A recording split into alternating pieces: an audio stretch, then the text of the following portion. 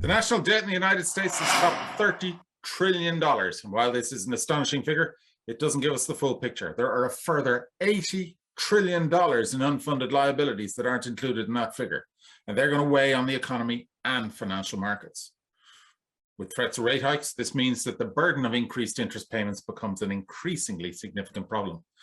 Drastic action is needed now, according to my guest on GoldCore TV this week, David Walker, the former Comptroller General of the United States. But David fears that only a further deepening of the crisis will force policymakers to take the necessary but uncomfortable and unpopular action. So, how bad could things get before they're willing to act? And what does this mean for financial markets? Watch this episode of GoldCore TV to find out. And remember, as always, if you want to see more interviews with industry experts and thought leaders in financial markets, subscribe to GoldCore TV and hit the notification bell now. And if you want to learn more about how to buy, sell, and store physical gold and silver, log on to goldcore.com, your precious metals experts.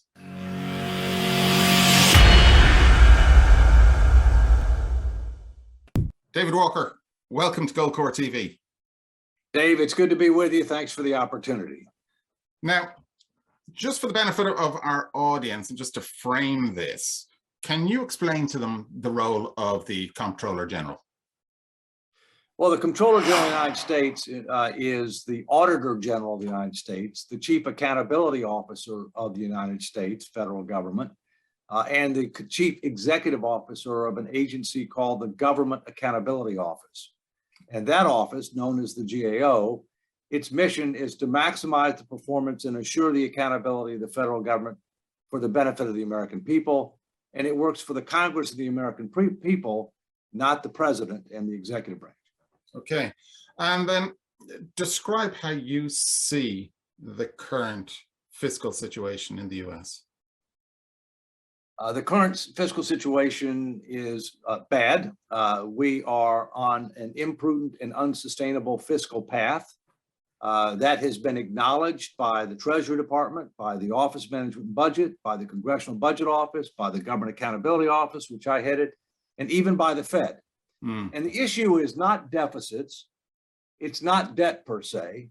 The metric that I look at are two. One, debt as a percentage of the economy, or debt to GDP, and interest as a percentage of the budget.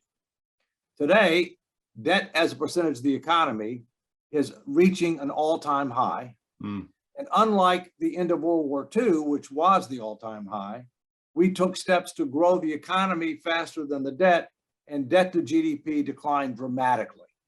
But now we're in the opposite situation. The debt is climbing much faster than the economy. And when you combine that with known demographic trends, rising healthcare costs, it's going to get worse unless we end up start making some tough choices. And by the way, these numbers that people talk about, debt to GDP, don't count some numbers that are much bigger. They don't count unfunded Social Security and Medicare obligations. They don't count unfunded civilian and military pensions and retiree health care. So the number that a lot of people talk about, in our media is we just passed $30 trillion in debt subject to the debt ceiling. But those other items that I talked about, they're 80+ trillion more. Wow. And that's going to be added on to that 30 trillion over the coming 10, 20, 30, 40 years. Well, yeah, the biggest number is over 70 trillion associated with the difference between what we promised for Social Security and Medicare and revenues that we have dedicated to fund those obligations. And that's a discounted present value dollar number over 75 years. And that number is growing rapidly. Just in the last year, it grew about $7.5 trillion. Wow. Yeah. As I say, very soon you're talking about real money. Okay, but we're in a situation. What is the debt to GDP ratio at the moment? What's the percentage at the moment? Well, if you want to look at just debt held by the public to GDP, it's about 105% or so, right at the all-time limit. If you want to look at the total debt subject to the debt limit, which includes the debt that we owe to Social Security and Medicare, all right, it's about 125% of GDP. And the all-time high of debt held by the public was 106. So, you know, and we didn't have a whole lot of debt. We didn't have Medicare at the end of World War II, and Social Security was running surpluses, but it wasn't nearly as big a program as it is now at the end of World War II. But there's no sorry, there's no sign of it slowing down either. I mean, this is a problem, and the problem's actually greater than is visible, and yet there's no sign of it slowing down. Well, it's like an iceberg. You know, people like to talk about the part that they can see, which is the debt subject by the debt ceiling, which is the 30 trillion we just passed. But the real problem and the real threat is not what you can see, it's what's underwater. And that's that $80 trillion that I mentioned. And the two big challenges there is known demographic trends. When I was born in 1951, there were 16 people paying into Social Security for every person drawing benefits. Today, it's 3 to 1. And within 10 years, it's going down to 2 to 1. So demographics work against you for Social Security and Medicare. And then on Medicare, which is the much bigger problem than Social Security, healthcare costs grow faster than inflation and faster than the economy. And we have longer lifespans, and we have more drugs that have been invented and things of that nature, right? And so it's a combination of demographics and healthcare costs. Those things are getting worse rather than better. Okay. But in fairness, Dave, you got to compare us to other places, right? I mean, true. You know, where are you? How are you trending? How do you compare to others? We have a bigger healthcare cost challenge than others. All right. We do not have quite as big of demographic challenge as some others. Okay. But in the aggregate, the math is clear and compelling. You cannot grow your way out of this problem. You're going to have to make tough choices, both with regard to spending, including social insurance programs where we've overpromised, including defense and other areas. We're going to have to reprioritize and reduce projected spending. We're going to have to try to grow the economy faster, and we're going to need more revenues. We've waited too long just to solve this problem by cutting spending, although that's the biggest problem. The biggest problem is out of control spending. Okay, so you have to grow the economy on one side, and you have to cut spending. Okay, but let's see, if things don't change, when does this actually start to become a real problem? Well, I would argue that we're starting to see a contributing factor towards a real problem right now, because it's not just fiscal policy. You know, fiscal policy is tax and spend, right? And that's what the Congress is responsible for under our Constitution. It's also monetary policy, money supply, which is the Federal Reserve. And what's happened in the last couple of years is the Federal Reserve has held interest rates down to artificially low levels. The Federal Reserve has bought trillions of dollars of new debt that's been issued in conjunction with COVID-19 and otherwise. And so we've had loose fiscal policy, we've had loose monetary policy. The result of that is stoking inflation. And we now have the highest inflation level in the United States since the 1980s. You know, there are several contributing factors. You know, irresponsible fiscal policy, loose monetary policy. Yes, we have supply chain challenges right now. Yes, energy costs have gone up significantly because the global supply and demand for energy has changed. As you know, Dave, this country was energy independent for the first time in many, many, many years up until a year ago. And now we're in a situation complicated by Ukraine and sanctions being imposed on Russia, that the supply and imbalance is likely to get even worse, because we're now not an exporting nation, we're an importing nation again. All right. And so that means that energy prices are going to go up more, and energy obviously affects just about everything in the economy. Well, oil prices going up, and so it's the massive increase in input costs. We're going to see even further inflation potentially as a result of that. You could possibly expect. You've got the Federal Reserve, as you said, they kept interest rates artificially low for a good long time now and have been buying a lot of that debt. They're now talking about increasing interest rates, and a lot of what we've seen so far, we haven't seen anything yet. We've just heard this narrative coming out where they're trying to talk the yield curve up. they haven't actually increased rates, even though there's pricing in anywhere between 7 and 9 interest rate hikes. That's been pared back a bit at this stage. As you say, they've been buying up a lot of the debt, but even though they're talking about increasing interest rates, they still haven't stopped buying that debt. That's right. They've just reduced their acquisitions. They haven't halted their acquisitions. And ultimately, what they need to do is they need to disinvest. All right. And so you've got several things going. You've got interest rate increases. And what's the fastest growing expense for the federal budget? Interest. And what do you get for interest? Nothing. Think about it this way. If you've got 30 trillion in debt, for every 1% increase in interest, it's $300 billion. $300 billion. Within the next few years, we're going to be, the way things are going, we're going to be spending more on interest for which you get nothing than we do on national defense. That's incredible. It is, but it's reality. And I kid people saying, just halfway kid saying, there's a new 4-letter word in fiscal policy. It's called math. The math doesn't come close to working. How do you? And by the way, I mean, one of the things I'm working on now is I believe that the Congress is so out of touch and so out of control that we're going to have a constitutional amendment that does two things. Establishes a credit card limit based on debt to GDP that cannot be violated absent extraordinary conditions with a very high bar, all right? And sets a lower targeted level of debt to GDP that we should seek to hit over the next 10 to 15 years with targets, triggers, and automatic enforcement mechanisms with very limited short-term exceptions with an accountability and enforcement clause that if Congress violates this, there are serious adverse consequences to members in elective office, like they may lose their job.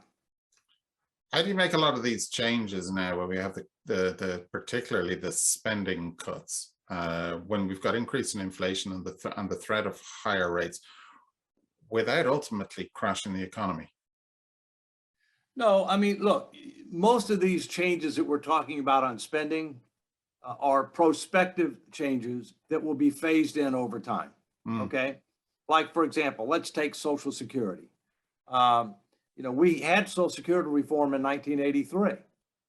And by the way, we had it in 1983 because within a matter of months, the so-called trust fund or reserves were going to go to zero. And if they go to zero, it means that tens of millions of Americans' Social Security checks would be cut significantly and immediately. That's not politically acceptable. The modern day equivalent of that is in the early 2030s. And if we don't do something, then everybody's check would get cut by 20 to 25% immediately. That obviously would not be acceptable politically. And so therefore, we're going to ultimately have to do something. It's prudent to do it sooner rather than later so that we don't have to do as much. We've got more transition time, less disruption. What we did in '83 is we raised the taxable wage base cap. We gradually raised the normal retirement age. We ended up changing the formulas for determining benefits, but we phased them in, right? That's the kind of thing we're going to have to do again. Frankly, we should have done it in the 1990s.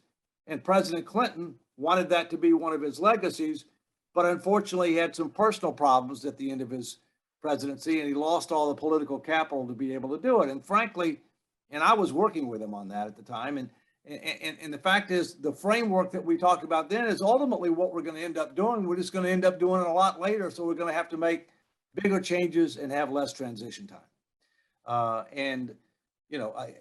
Medicare, the hospital insurance program, its reserves go to zero in 2026. And unless we end up doing something about that program, that it means either premiums and or payments to providers are going to have to be cut 15 to 20%. All right. And so these are real consequences that have political ramifications. Unfortunately, in our system, and maybe yours, politicians don't like to make tough choices until they have a crisis that gives them cover.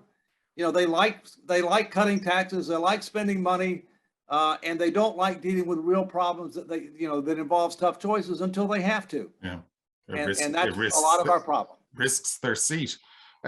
Just talking at the monetary policy situation in the States at the moment, and as we said, the Federal Reserve looking to raise rates, and at the moment are just talking it up and are looking to reduce the balance sheet.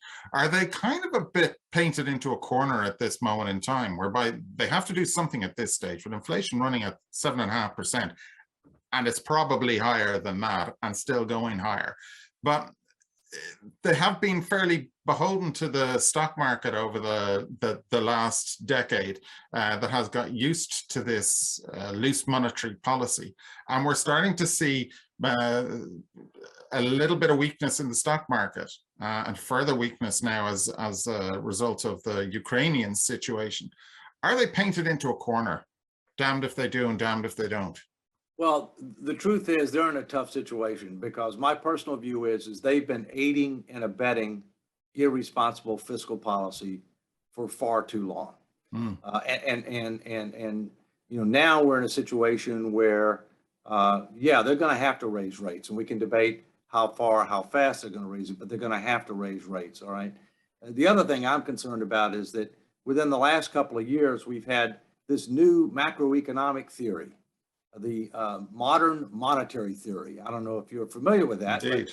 But the modern monetary theorists, as you know, say, well, deficits and debt don't matter as long as you can borrow in your own reserve currency, unless and until you have excess inflation. Well, a few comments about that. Number one, it's contrary to history. It's contrary to long-established economic policy. It's based upon a flawed comparison to Japan. But the fact is you've had people, especially within the last year or so, buy into this theory, right? And there's and as a result, it's exacerbated our problem. Now, in fairness, you and I both know that that supply chain challenges associated with COVID-19 are part of the issue here. That affects supply and demand. You and I both know that the dramatic change in energy policy between the last administration and this administration is a major factor of driving this, okay? But even in circumstance where the federal government ended up spending a lot of money to deal with COVID-19, a lot of that money, there's a tremendous amount of waste, fraud, and abuse associated with that money. There's a total lack of accountability. And in some cases, they ended up paying people more money to stay home than they would have made if they were at work. You know, that's not a real smart policy, okay?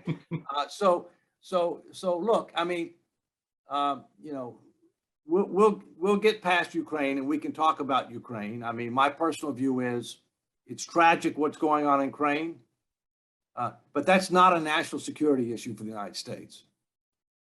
And it's not a national security issue for NATO, all right? And anybody who says that Putin is going to take on NATO, I think is nuts. He's not going to take on NATO. And as I've said before, I think what will likely end up happening is he ends up taking eastern Ukraine, tries to destabilize the government in western Ukraine to maintain neutral territory and try to maybe have a puppet government to try to have some neutral territory between Russia and NATO. All right. I mean, if he tried to take over the entire Ukraine, then you're going to have an insurgency you're going to have to fight for a number of years, all right? And he's going to be on the border of NATO. So what do you really accomplish? I mean, part of his whole thing is he thinks that NATO is encroached too close to Russia. But he's not going to take on NATO. That would, you know, he can't beat NATO, all right? The real concern that I have is Russia thinks the U.S. is weak right now. With commitment, not militarily, we're not weak, but commitment, in large part because of what happened in Afghanistan. And China does too.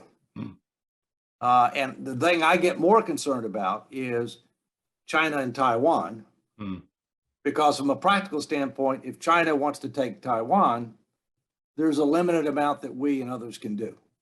Yes. It's like China wanting to stop the U.S. from taking over Cuba, which, by the way, we don't want to do. Okay, I mean, we got enough problems without taking on Cuba. Okay, but you know, let's get real, and people just aren't realistic. That's what's frustrating. I mean, you know, you got all this hype talk and everything else. I mean, let's get real. You know, we got our own problems we got to deal with, and you know, we need to meet our treaty obligations, and We're 110% committed to meet our treaty obligations with NATO, but we don't have a treaty with Ukraine and we don't have a treaty with Taiwan, although we want to help and we will help, but not with military force. The Ukrainian situation in the short term, anyway, it exacerbates an energy problem, doesn't it? Absolutely, because, you know, the administration here talks about, well, you know, energy is a global market. Yeah, that's right. And it's also subject to something called supply and demand, which is economics 101, right? And if something's going to be done to curtail supply from Russia, who's going to fill in the gap, right? Who's going to fill in the gap? The US could have done it because we were an oil exporting nation as recently as a year ago, and we could have turned that up. We could have done more. We have the ability to do more. But the current administration's environmental policy is such that we can't fill that gap now, all right? Which means that the supply and demand challenge is going to exacerbate, which means what happened? Prices go up. And so now what are we doing? We're going to Saudi Arabia. We're going to, you know, the Middle East. We're trying to say, hey, can you pump more? We've been there before. One of the reasons that we've had so many conflicts in the Middle East is because we were dependent upon Middle East oil. Not a good idea from an economic or a national security perspective. So I would hope that the administration would rethink its energy policy in light of these current circumstances. Yes, we've got to take climate change seriously. Yes, we need to move towards alternative energy sources, but we've got to balance economic and environmental considerations. We've got to recognize the reality of the current world, and we may have to phase into it over a longer period of time than otherwise the idealist would like. Your most recent book is America in 2040, Still a Superpower? ? That is correct. Tell us a little bit more about that, because obviously we have always looked at America as being one of the great superpowers. You think that that's obviously in danger unless a lot of the things that we have talked about are addressed? Yes. Well, first, let's define what I say in the book is a superpower. It is a country that has global economic, diplomatic, military power, and cultural influence. And I would respectfully suggest that the US meets that criteria. I would also respectfully suggest that Russia does not meet all of those criteria, all right? And I would also respectfully suggest that either China does or soon will meet those criteria, okay? If you look at those factors, the most important one by far is the first, economic power. Because economic power gives you greater diplomatic influence. Economic power gives you more of an ability to develop and sustain a capable military. And economic power also has an impact on how you're perceived from a cultural standpoint around the world. The leading indicator on the way up and the leading indicator on the way down to a superpower is economic power. And if you can't put your finances in order, if you have imprudent and unsustainable fiscal policy and monetary policy, there's no question that without a course correction, your economy will suffer. That's not the only thing that will suffer, because then you get the ripple effect. The ripple effect on your diplomatic influence, the ripple effect on your ability to maintain a strong military, the ripple effect on how you're viewed by others around the world from a cultural standpoint. We need to recognize reality. There has been a realignment in the world. China, Russia, Iran, and North Korea, and others, but those are the primary four, are aligned against the United States economically, diplomatically, militarily, and less so culturally. That's a reality. We also have to recognize that the lessons of history. Let's take Rome as an example. The longest standing republic in history. The empire lasted longer than the republic did. But why did Rome fall?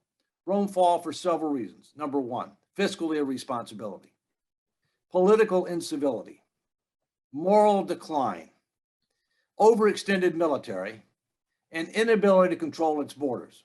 Do those sound familiar? We need to learn from history. We need to learn from others.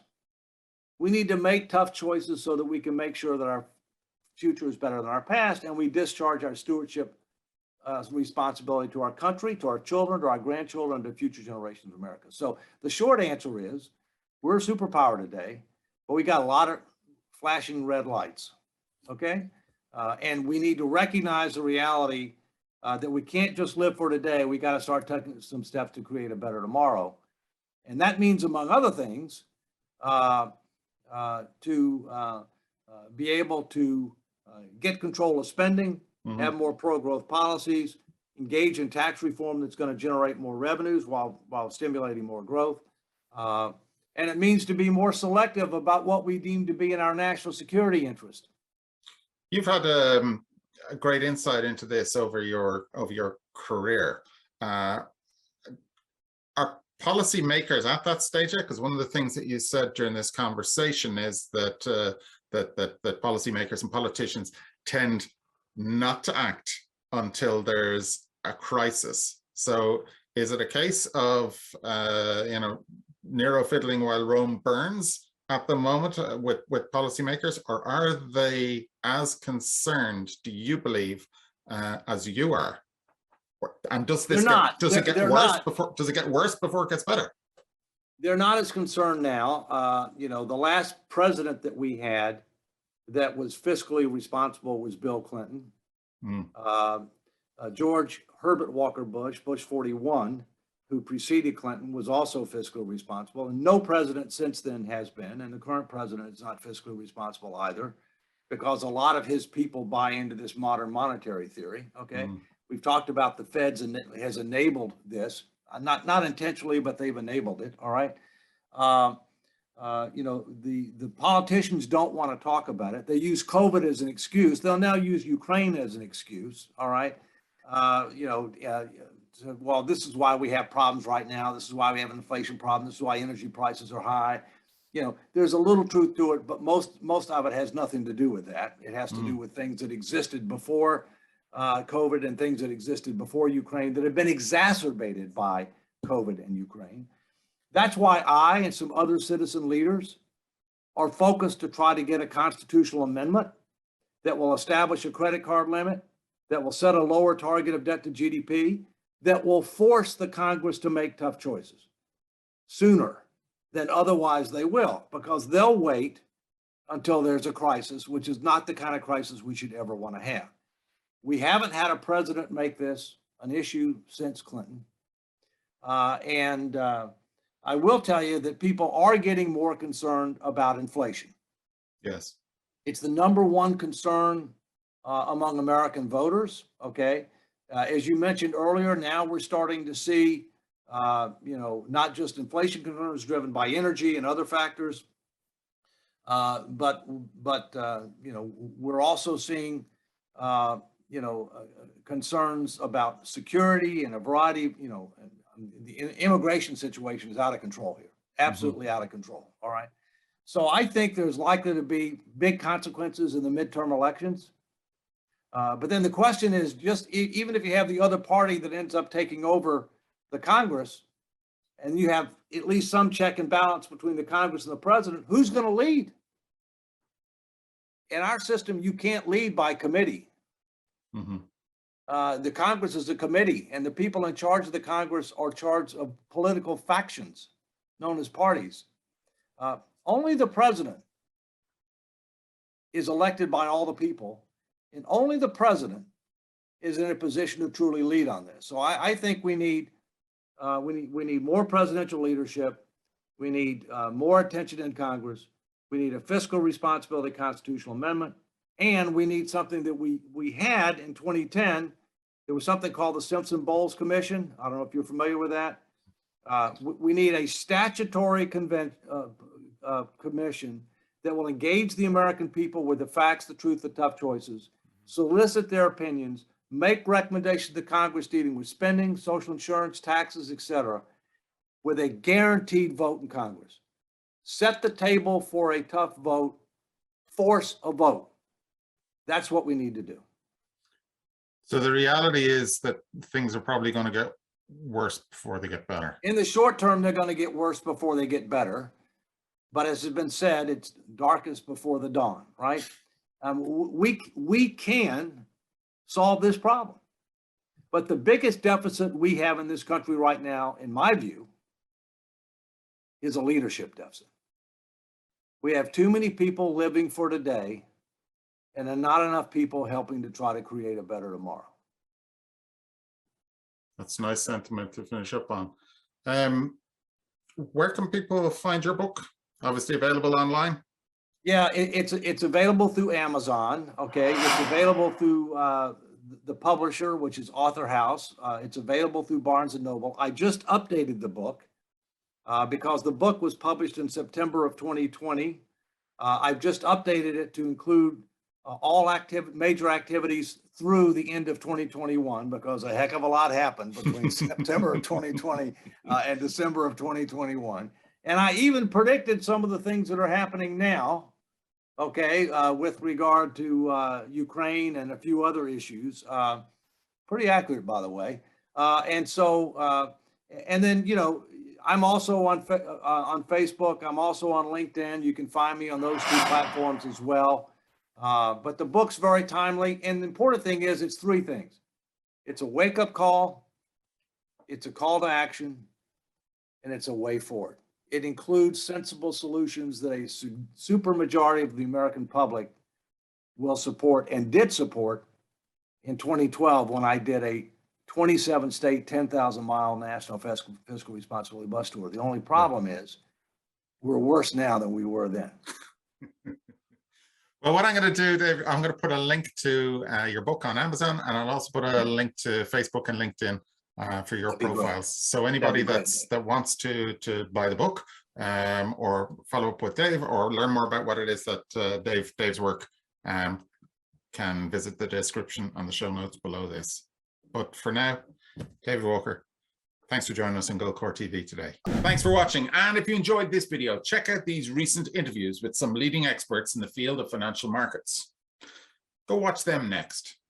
And remember, if you want to see more interviews with industry experts and thought leaders in financial markets, subscribe to GoldCore TV and hit the notification bell now. And if you want to learn more about how to buy, sell, and store physical gold and silver, log on to goldcore.com, your precious metals experts.